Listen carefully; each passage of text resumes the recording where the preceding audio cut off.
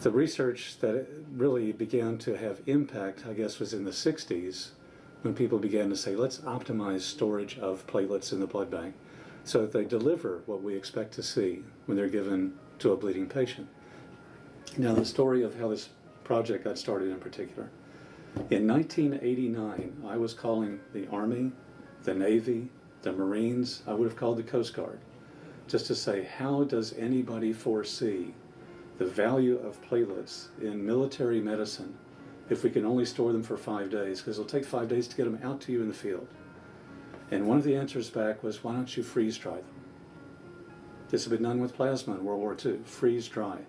So it means you actually take the platelet suspension, put it in a machine called a lyophilizer, the water evaporates, sublimates, goes away, you're left with a powder, which if correctly stabilized, will become platelets again if you add back the water. By about the 3rd year of our project, we thought we had a pretty good answer.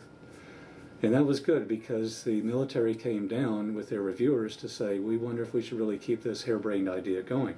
We put our preparation of freeze-dried platelets on a little microscope slide, powder, put it on the microscope, sat him down in the chair in front, put his eyes to the eyepieces, and then from the side added a little bit of buffer. And what he saw made him so excited, he just pushed back in the chair and said, Eureka! I see platelets! So this was our moment, our defining moment that we were really on our way. And now that is the big play that the DoD wants to see Integrion push through. We've got the IND filed. They want to see it in clinical trials right now. They want to see it in the field right now. Because freeze-dried plasma would allow them to have things they can't do in the field that they need to do to save a soldier's life. The innovation is the new thought, new application, not necessarily a new material. We didn't invent platelets. And we didn't even invent the reason for platelets to be in bleeding or a hemorrhage or given to patients that are bleeding.